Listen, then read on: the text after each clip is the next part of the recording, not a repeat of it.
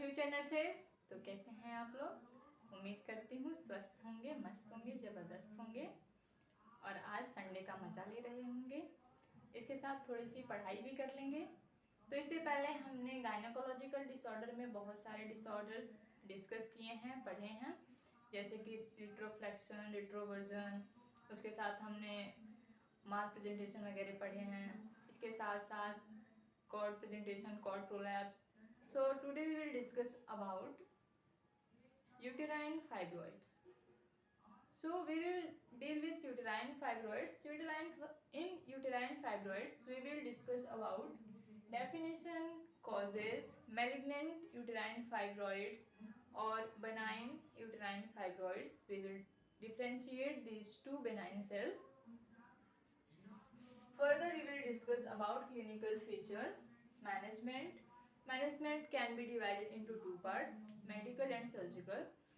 So all the things in these uterine fibroids we will discuss today.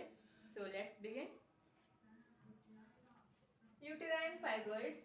Fibroid is the commonest benign solid tumor of the uterus. जो uterine fibroid होता है ये commonest एक benign cell होता है, benign tumour होता है। I hope आप लोग बेनाइन और मैलिग्नेंट ट्यूमर में या फिर बेनाइन और मैलिग्नेंट सेल में डिफरेंसेस पता होगा आप लोगों को। अगर नहीं है तो मैं थोड़ा सा शॉर्ट में बता दूंगी कि जो बेनाइन ट्यूमर होता है वो नॉन कैंसरस सेल होता है और जो मैलिग्नेंट ट्यूमर होता है या फिर मैलिग्नेंट सेल होता है वो कैंसरस सेल होता है, जो कि आगे चल के कैंसर फॉर्म कर सकता है। बट जो बेनाइन होता है वो कैंसरस सेल नहीं होता है। तो जो यूटेराइन फाइब्रॉइड है वो एक मैलिग्नेंट ट्यूमर होता है, वो एक बेनाइन ट्यूमर होता है जो कि यूट्रस में पाया जाता है। यूट्रस का एक बेनाइन सेल है जो कि बहुत ही कॉमन है, ठीक है। और यह this tumour is composed of smooth muscle and fibrous connective tissue, so named as uterine myoma और फाइब्रोमायोमा। और जैसा कि ये बना हुआ होता है स्मूथ मसल से और फाइबर कनेक्टिव टिश्यू से, इसलिए जो इसका नाम है उसको हम ऐसा बोल सकते हैं कि ये यूटेराइन मायोमा या फिर यूटेराइन फाइब्रोमा भी बोलते हैं, जो कि यूटेराइन फाइब्रॉइड्स होते हैं। तो अगर यूटेराइन फाइब्रॉइड्स के जगह पे आपको क्वेश्चन आता है या फिर कोई आपसे पूछता है कि यूटेराइन मायोमा क्या होता है या फिर यूटेराइन फाइब्रोमा क्या होता है, तो आप यूटेराइन फाइब्रॉइड्स के बारे में ही उसको बताएंगे, जिसमें कि कंसीडर करेंगे हम बेनाइन सेल, ठीक है। हम देखते हैं इसके कॉजेज क्या क्या हो सकते हैं, किस किस कॉजेज की वजह से यूटेराइन फाइब्रॉइड्स होता है। तो सबसे जो मेन कॉज है वो है हार्मोनल इम्बैलेंस। हार्मोनल इम्बैलेंस की वजह से जो है वो यूटेराइन फाइब्रॉइड्स देखने को मिलता है, जिसमें कि एस्ट्रोजन, प्रोजेस्टेरॉन का लेवल क्या होता है, अप एंड डाउन होते रहता है, बैलेंस नहीं रहता है, जिसकी वजह से कि इरेगुलर मेंस्ट्रुअल साइकिल्स वगैरह होते हैं। तो इसी की वजह से, इन सारी चीज़ों की वजह से जो आपका एंड्रोमेट्रियोसिस वगैरह है ये फॉर्म होता है और ये यूटेराइन फाइब्रॉइड्स देखने को मिलता है। नेक्स्ट है कि जेनेटिक्स हो सकता है कि अगर हेरिडेटरी है, फैमिली हिस्ट्री है यूटेराइन फाइब्रॉइड्स का, तो आगे वाली जो भी ऑफस्प्रिंग्स हैं या फिर जो भी फॉरन जनरेशन है उसमें देखने को मिल सकता है यूटेराइन फाइब्रॉइड्स। जो नेक्स्ट है वो है ओबेसिटी। ओबेसिटी मतलब कि जो ओबीज पेशेंट्स हैं उसमें भी देखने को मिलता है। बाकी पीसीओस, अगर पीसीओडी वगैरह, पीसीओस वगैरह देखने को किसी फीमेल में है पीसीओडी की हिस्ट्री, तो उसमें भी यूटेराइन फाइब्रॉइड्स देखने को मिलता है। बाकी कंजप्शन ऑफ एल्कोहल, जो भी फीमेल्स हैं, जैसा कि आजकल हम देख रहे हैं कि फीमेल में भी स्मोकिंग का, एल्कोहलिज्म का, सब्सटेंस एब्यूज, ये सारी चीज़ें देखने को मिलती हैं, जिससे कि यूटेराइन फाइब्रॉइड्स, ट्यूमर्स, बाकी इन्फेक्शन, इनफर्टिलिटी, ये सारे चांसेस बढ़ गए हैं। नेक्स्ट हमारा जो कॉज है वो है स्ट्रेस और विटामिन डी डेफिशिएंसी। तो स्ट्रेस और विटामिन डी डेफिशिएंसी की वजह से भी यूटेराइन फाइब्रॉइड्स होने के चांसेस होते हैं। इसमें जो इंसिडेंस है वो इंसिडेंट कितना होता है, कब देखने को मिलता है, तो हम ये बोल सकते हैं कि 20% of women at the age of 30 have got fibroid in their womb. मतलब कि हम ऐसा बोल सकते हैं कि जो 30 से एबव एज वाली जो फीमेल्स हैं, अगर वो कंसीव करती हैं या फिर उनके एज में 20% ऐसा केसेस है जिसमें कि 30 प्लस की जो फीमेल्स हैं उनके वूम में, उनके यूट्रस में फाइब्रॉइड्स होने के चांसेस हैं या फिर फाइब्रॉइड देखा गया है। हम ये देखते हैं कि इसमें क्लिनिकल फीचर्स क्या होंगे, कि हमें कैसे पता चलेगा कि ये फाइब्रॉइड्स हैं। तो बेसिकली मेजॉरिटी केस ये होता है कि ये एसिम्प्टोमेटिक होता है, इसमें कोई भी सिम्टम्स देखने को नहीं मिलता है, हमें कोई भी सिम्टम्स नहीं आ रहे, हमारे बॉडी में हमारे फंक्शंस में कोई चेंजेस नहीं आ रहे हैं, जो हमें पता नहीं चल पा रहा है कि यूट्राइन फाइब्रॉइड्स हैं। बट इन केस क्या होता है कि आजकल जैसा कि है हेल्थ अवेयरनेस बहुत ज़्यादा है, मैक्सिमम लोग क्या कर रहे हैं कि एनुअल चेकअप्स वगैरह कराते हैं, तो उनका हेल्थ इंश्योरेंस वगैरह बना हुआ है। तो इस केस में इंसिडेंटली क्या होता है, फिजिशियन इस चीज़ को डिस्कवर करता है, डायग्नोस करता है कि she is suffering from uterine fibroids और there is the case of uterine fibroids. So after that क्या करते हैं कि वो ऐसा होता है कि अगर उन्हें अचानक से पता चले, जैसे कोई फीमेल है, अगर वो रूटीन चेकअप के लिए गई है, अल्ट्रासोनोग्राफी वगैरह हुआ है, तो इस टाइम पे उन्हें पता चलता है कि उनके पास यूटेराइन फाइब्रॉइड्स के केस हैं। तो इस चीज़ में एक्सीडेंटली क्या होता है, ये डायग्नोस होता है। तो अगर इस एसिम्प्टोमेटिक जो केस होता है उसमें डायग्नोस होने के बाद से उसमें डायरेक्ट सर्जरी करके उसको रिमूव आउट किया जाता है, क्योंकि उसमें कोई भी सिम्प्टोमेटिक ट्रीटमेंट नहीं दिया जाता है, because there is no symptoms. Okay, हम देखते हैं clinical features. The majority of fibroids remain asymptomatic. 75% they are accidentally discovered by physician during routine examination. वही जो अभी हमने आपको एक्सप्लेन, तो ये 75% ऐसे केसेस होते हैं जो कि एसिम्प्टोमेटिक होता है, और ये तब पता चलता है जब फीमेल क्लिनिकल विजिट करती है, क्लिनिक को विजिट करती है अपनी रूटीन चेकअप के लिए। उस टाइम पे क्या करता है, फिजिशियन उसको डायग्नोस करता है कि उनका जो केस है वो यूट्राइन फाइब्रॉइड्स का है। बाकी जो सिम्टोमेटिक होते हैं, जिसमें कि जो 25% 35% ऐसे केसेस हैं जो कि सिम्टम्स शो करते हैं, जो सिम्टोमेटिक हैं, उनमें क्या क्या सिम्टम्स देखने को मिलते हैं हम देखेंगे कि उसमें सबसे पहले मेंस्ट्रुअल एबनॉर्मेलिटीज होती हैं। मेंस्ट्रुअल एबनॉर्मेलिटीज में क्या क्या होगा, तो हो सकता है मेनोरेजिया। मेनोरेजिया मतलब कि उसको बहुत ज़्यादा ब्लीडिंग हो रहा है ड्यूरिंग मेंस्ट्रुएशन, ठीक है। नेक्स्ट हमारा हो सकता है मेट्रोरेजिया और इरेगुलर ब्लीडिंग, या फिर ऐसा हो सकता है कि उसको इरेगुलर ब्लीडिंग हो रहा है, कि ऐसा हो सकता है कि 28 डेज का तो वैसे साइकिल होता है, बट कभी ऐसा होता है कि एक मंथ में 28 डेज में उसको दो बार पीरियड्स आ रहे हैं, दो बार मेंस्ट्रुअल साइकिल्स चल रहे हैं उसके, ये सारे केसेस देखने को मिलता है। इसके साथ ऐसा हो सकता है कि डिस्मेनोरिया। डिस्मेनोरिया मतलब कि होता है pen during menstrual cycle. Generally तो पेन होता है, पैल्विक पेन होता है, एब्डोमिनल पेन होता है, बैक पेन वगैरह होता है, ये सारे क्रैम्प्स होते हैं, बट डिस्मेनोरिया में क्या होता है कि एक्सेसिव पेन होता है, अनबियरेबल पेन होता है, ठीक है। इसके साथ क्या हो सकता है, डिस्पेरिनिया, जो कि हम हमेशा से डिस्कस करते आ रहे हैं, pen during sexual intercourse. Okay, next है इनफर्टिलिटी होने के चांसेस हो सकते हैं, कि हो सकता है कि फीमेल है और बहुत टाइम से कंसीव करने की कोशिश कर रही है, कंसीव नहीं हो पा रहा है, इसकी वजह से अगर वो जा रही है चेकअप कराने के लिए, दिखाने जा रही है, तो उस टाइम पे भी ये डायग्नोस होता है कि उसको यूटेराइन फाइब्रॉइड्स हैं। नेक्स्ट है हमारा रिकरेंट प्रेगनेंसी लॉस, या फिर ऐसा कई बार ऐसा यूटेराइन फाइब्रॉइड के केस में ऐसा होता है कि रिकरेंट प्रेगनेंसी लॉस होता है। इसमें क्या हो सकता है, या तो मिसकैरेज, अबॉर्शन वगैरह हो सकते हैं, या फिर प्री टर्म लेबर हो सकता है। प्री टर्म लेबर मतलब कि 37 वीक ऑफ जेस्टेशन से पहले लेबर हो गया, मतलब पहले डिलीवरी हो गई है, लेबर पेन स्टार्ट हो गया।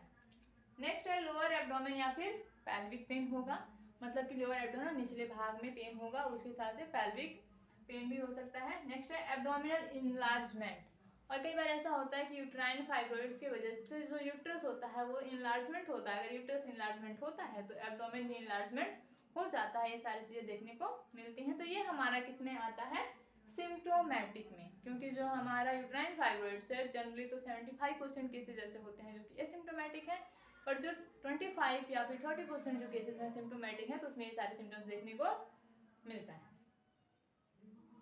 नेक्स्ट हम देखेंगे कि डायग्नोस्टिक इवैल्यूएशन क्या क्या हम कर सकते हैं, इसके अलावा और क्या क्या चीज़ें हम क्या क्या और हम लेबोरेटरी टेस्ट करेंगे, या फिर क्या क्या ऐसे टेस्ट करेंगे जिससे पता चलेगा कि यूट्राइन फाइब्रॉइड्स हैं और हमें कंफर्मेशन मिलेगा इस चीज़ का। तो कंफर्मेटरी टेस्ट क्या क्या कर सकते हैं हम, उसमें है अल्ट्रासाउंड एंड कलर डॉपलर।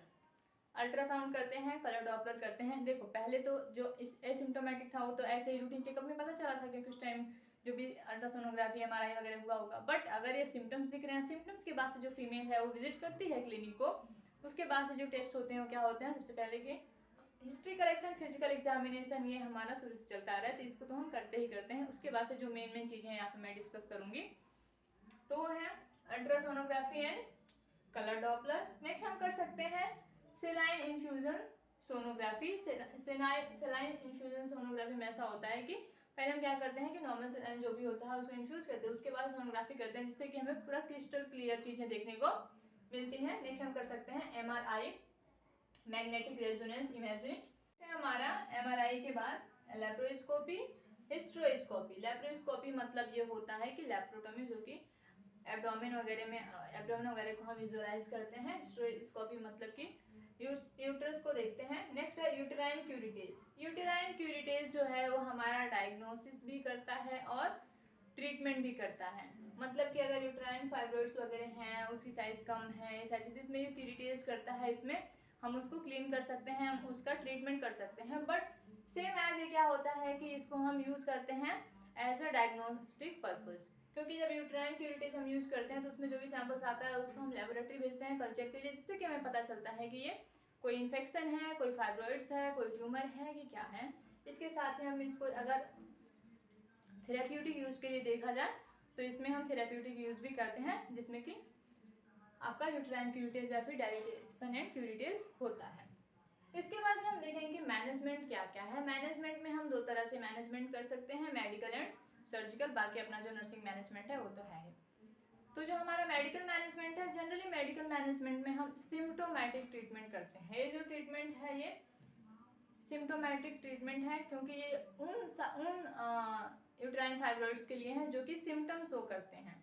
ठीक है, तो जो सिम्टम शो करेंगे उनके लिए हम जो ट्रीटमेंट देंगे वो है to minimise blood loss in menorrhagia.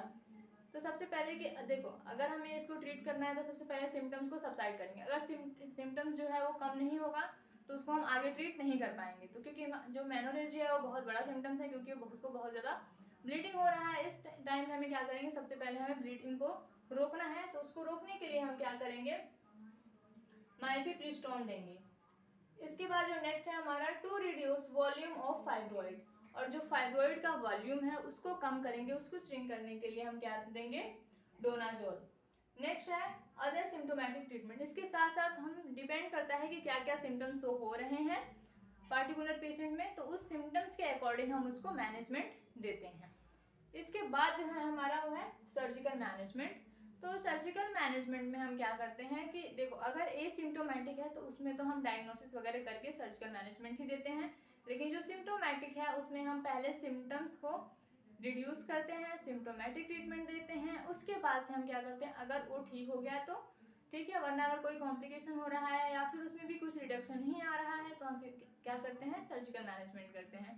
तो सर्जिकल मैनेजमेंट को हम दो तरीके से कर सकते हैं, मायोमेक्टमी और इम्बोलोथेरेपी।